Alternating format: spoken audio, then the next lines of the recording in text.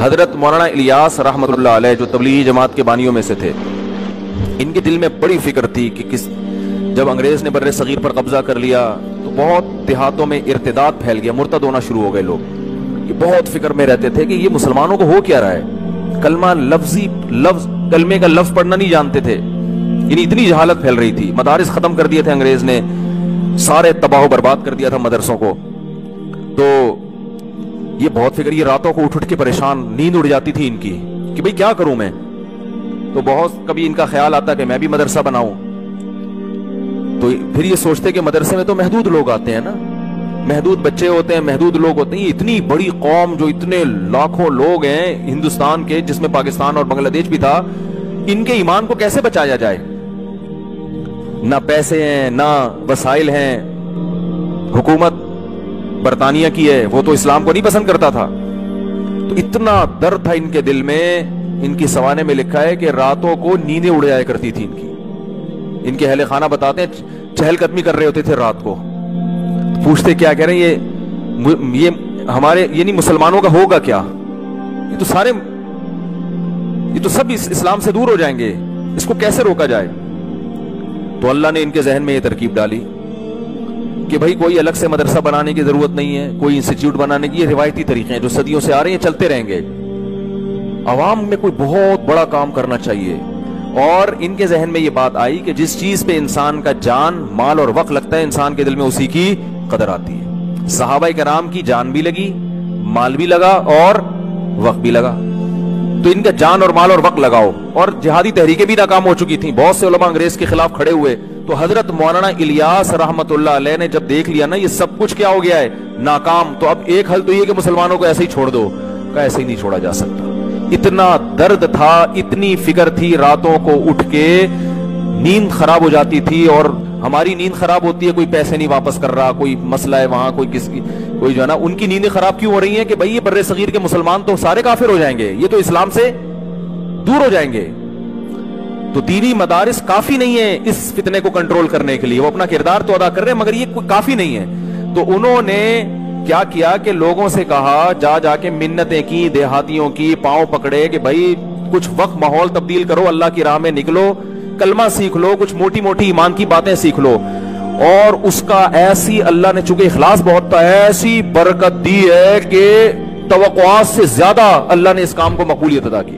پھر وہ پیش گوئی کیا کرتے تھے کہ ایک دن آئے گا ہماری جماعتیں امریکہ جا رہی ہوں گی. لوگ ہنستے تھے کہ یہ کیسی باتیں کر رہے ہیں، امریکہ جائیں گی جب جماعتیں، جاپان جائیں گی جماعتیں، پوری دنیا میں ایک تہلکہ. اس وقت اگر تبلیغی اجتماع ایک ہی جگہ ہو جائے نا سب کا، ابھی تو مختلف ٹکڑوں میں ہے نا، تو حج کے بعد دنیا کا سب سے بڑا اجتماع ہے یہ.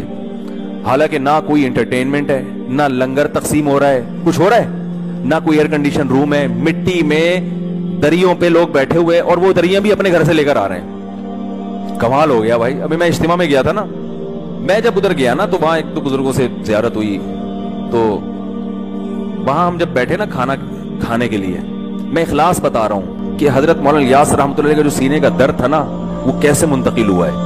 حالانکہ نہ کوئی اسباب تھے، نہ کوئی وسائل تھے، وہ لوگوں کے جا کے منتیں کرتے تھے، کچھ وقت لگاؤ، اپنی جان، اپنا مال، اپنا وقت خرچ کرو. اس کی برکتیں دیکھیں کیسے ارب پتی کروڑ پتی لوگ جماعت میں نکلے ہیں. سارے کام آٹومیٹک ہو رہے ہیں. ڈاکٹر بھی بیٹھے ہوئے ہیں، کوئی فیس نہیں، ٹھیک ہے نا. ہوٹل کھلے ہوئے ہیں، کوئی پروفٹ نہیں ہے، سب فی سبیل اللہ، ہر آدمی فی سبیل اللہ. تو میں جب وہاں گیا تو ایک وہاں کوئی پرانے تھے، انہوں نے مجھے کھانا دیکھ پہ بیٹھے ہوئے تھے، وہ دیکھیں کھلا رہے تھے نا. ہم بھی بننے بن کے بیٹھ گئے وہاں پہ، ہمیں بھی خیر کھلایا انہوں نے. پھر پھوڑ کا کون چھوڑتا ہے بھائی. تو میں نے کہا یار یہ دیکھ پہ کون بیٹھا ہوا ہے. تو انہوں نے بتایا یہ کتنی فیکٹریوں کے مالک ہیں، یہ کتنے کروڑ پتی آدمی ہیں، اور دیکھو کیسے اپنے آپ کو کیا کر دیا.